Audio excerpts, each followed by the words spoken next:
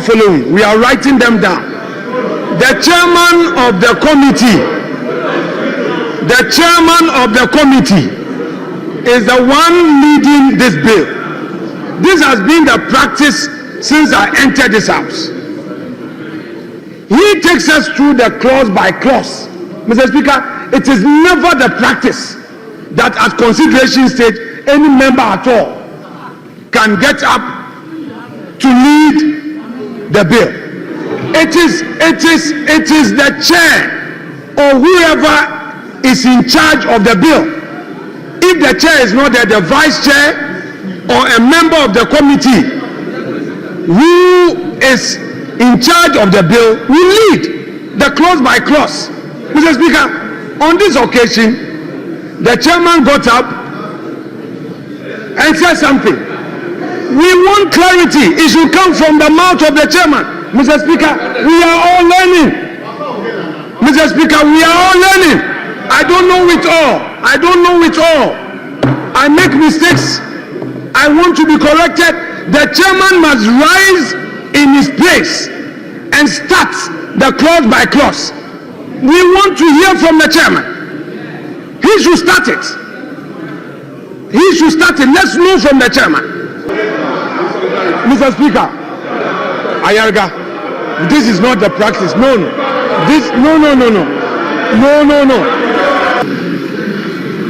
Mr. Speaker, the chairman of the committee says he is inserting.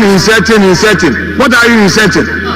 We are at the consideration stage, and this is where we make laws. Please do the appropriate thing. You say you are the chairman of the committee, move the appropriate amendment, and you think that this is the time to be doing anything anyhow.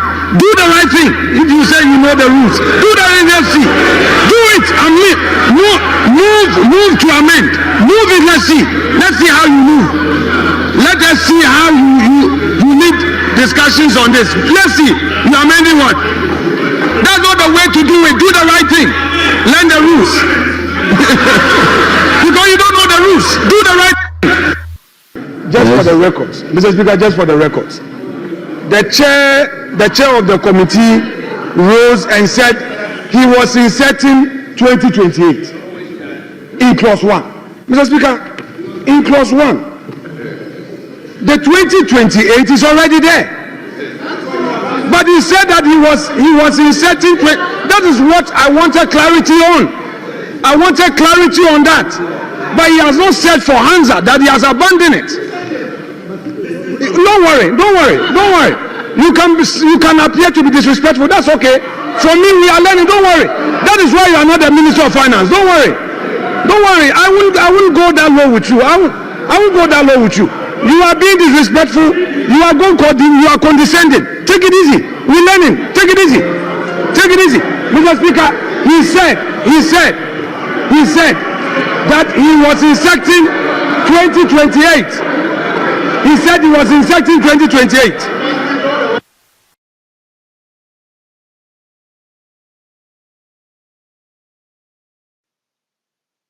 Mr. Speaker, not to challenge your earlier comment, except that once these views are not determined, then it will create a problem for us when you put the question.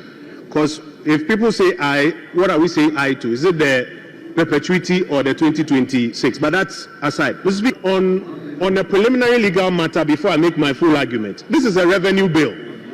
And a revenue bill cannot be by private members' movement. It cannot be by private members' motion. The government is the only one allowed to bring a revenue bill to this house. And what it means is that if the government comes and states its position that it wants it extended to 2028, it ought not to lie in the mouth of any private member to seek to amend the position of the government.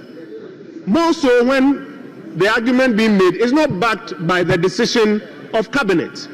In fact, I dare say even the minister on his own, without the approval of cabinet, will not be well grounded here in this house to seek to amend what the government position is. And so we have to be very careful on this attempt to amend what the government position is.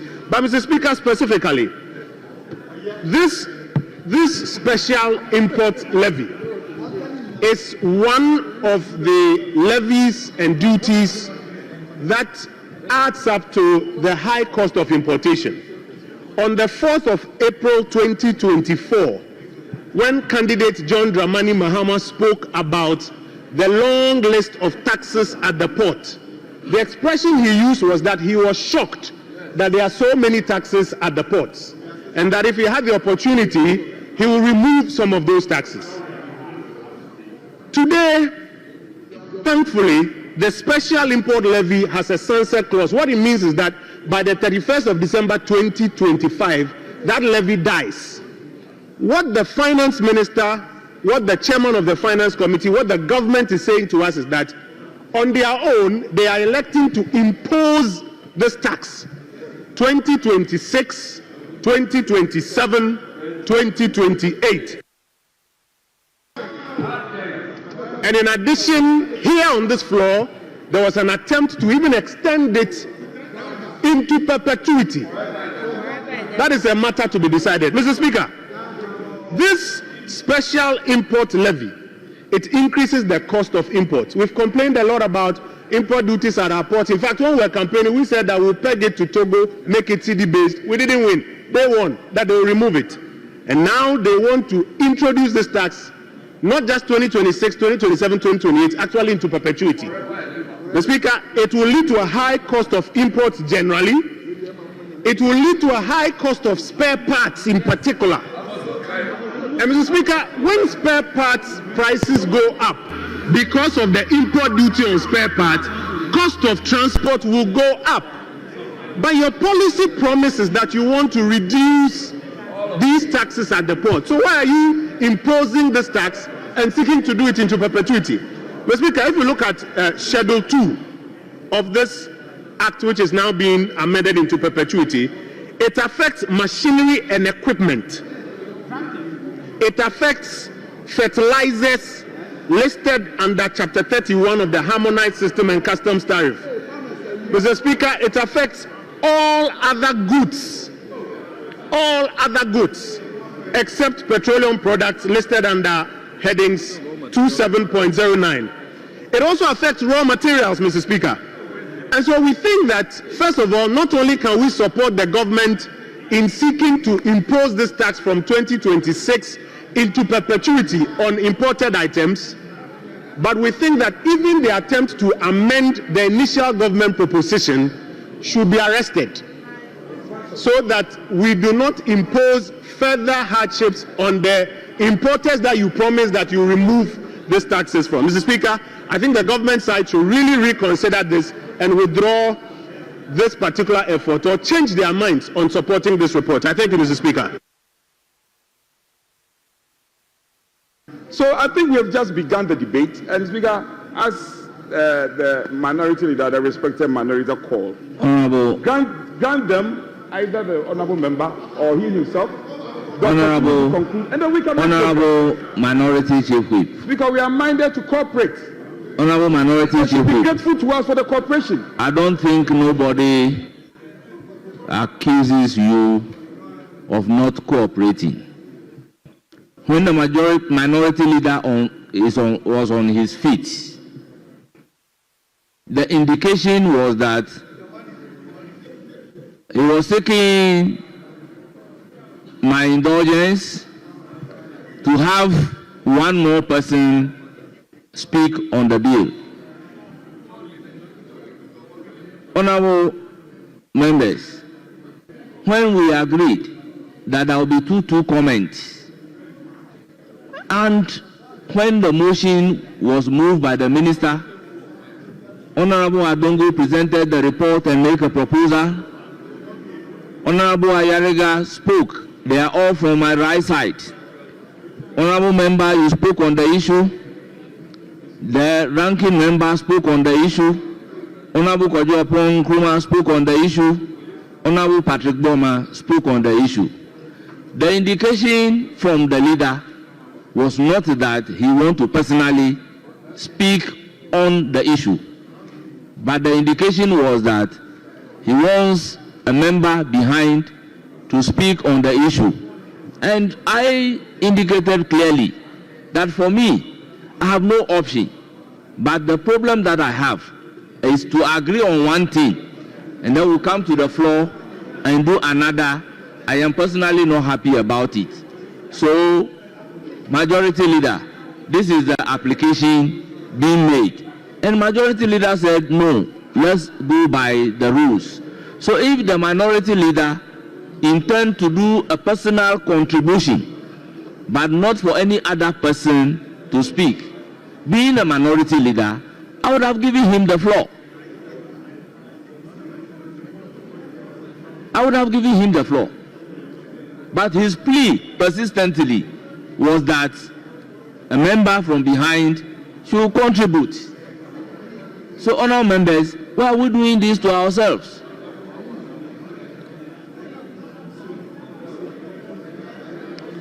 You know, the treatment of the leadership is different.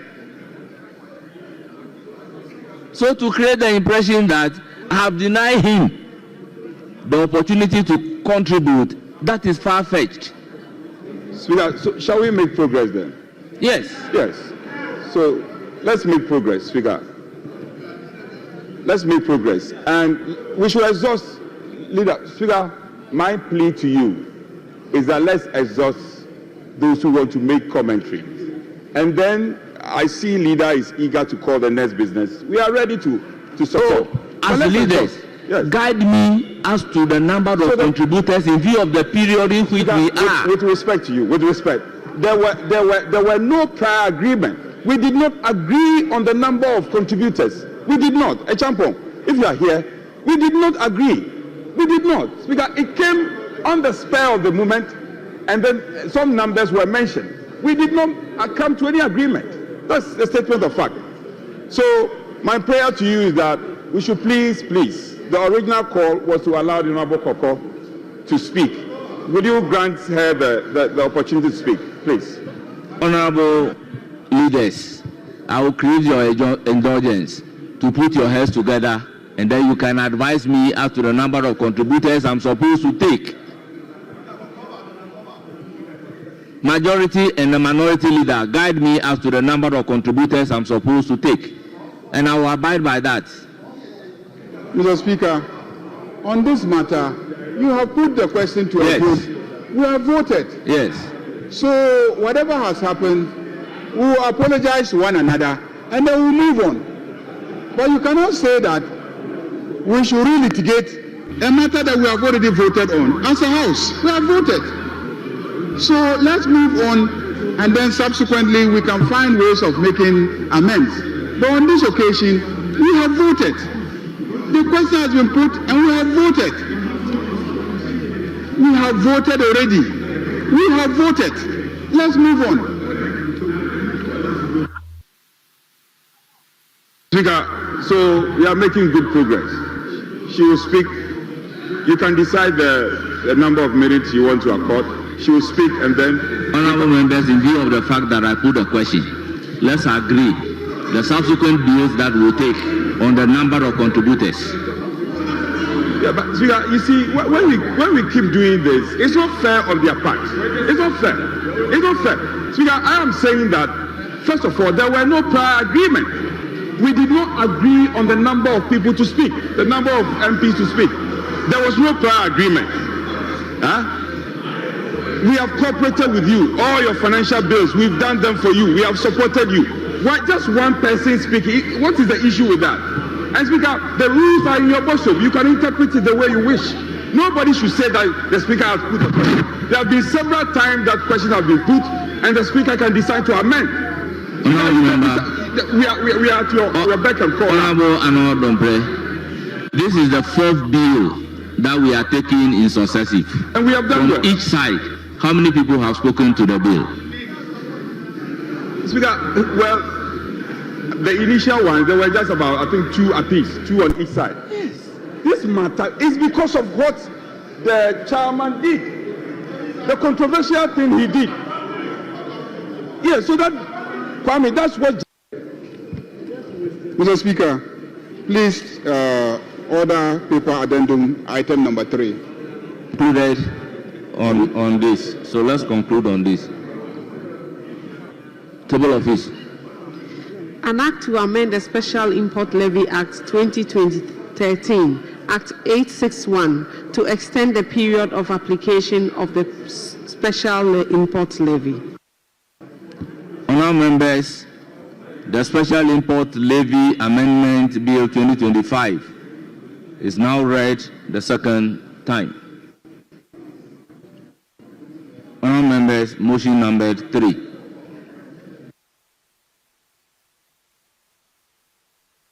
Honourable Finance Minister.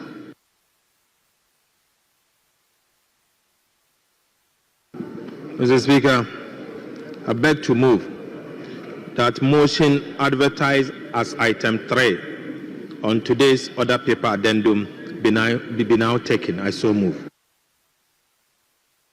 Honourable members, motion move. Any seconder? Mr. Speaker, I second the motion. Honourable members, motion moved and seconded. This is a procedural motion. As many as are in favor of the motion say aye. Those against say no. The ayes have it. The motion is carried. Honourable members, item numbered 4 at the order paper addendum, page 2. The Special Import Levy Amendment Bill 2025 at consideration stage. Honourable members, clause 1. Section 1 of Act 861 amended. Chairman of the committee. Mr. Speaker, we are inserting 2028 after levy. You are inserting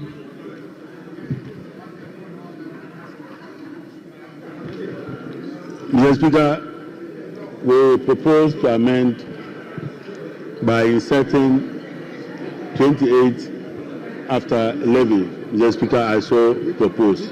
Yes, what is the amendment to clause 1? Is there amendment to clause 1? Yes, Honourable Minority Leader. Mr. Speaker, the amendment is not even necessary, it's abandoned because it's in the body of the bill. Yes, Majority Leader. Mr. Speaker, the clause actually does not need an amendment. It doesn't need an amendment. So he's now saying so. That the clause does not need an amendment. The clause does not need an amendment. The clause does not need an amendment. The clause does not need an amendment. So the chairman has abandoned. Honourable Minority Leader, let them one at a time. So if Majority Leader is on his feet, I will give you the floor as soon as he resumes his seat. Let me listen to one at a time.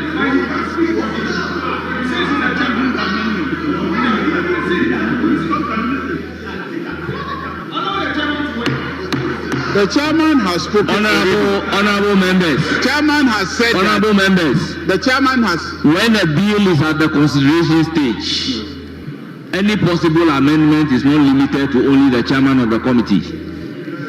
Any member of the committee is entitled to. Honourable members, from the chairman of the committee, there is no proposed amendment. No advertised amendment. Honourable members, clause 1 is for the consideration of all members. The committee doesn't have advertised amendment, but the law allows any member to propose amendment. Is there any proposed amendment? Yes? Get up and do your proposed amendment and give us the new rendition.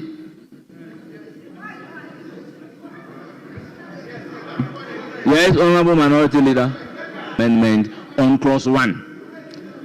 And I have indicated in this House that though the committee doesn't have advertised amendment, in line with the decision of the Supreme Court in Eswame versus Attorney General, I will then give the floor to all the members if there is any proposed amendment. It is in the absence of proposed amendment from the members that I will put the question on the clause. So it is not the case that if the committee doesn't have advertised amendment, no member of parliament can propose amendment to the bill. That is not the position. Is any member having a proposed amendment to the bill? Honorable members, the question therefore is, as many as are in favor of clause 1 standing part of the bill, say aye. Those against say no. The ayes have it. Clause 1 is ordered to stand part of the bill. Now, the long title. An Act to amend the Special Import Levy Act 2013, Act 861, to extend the period of application of the Special Import Levy.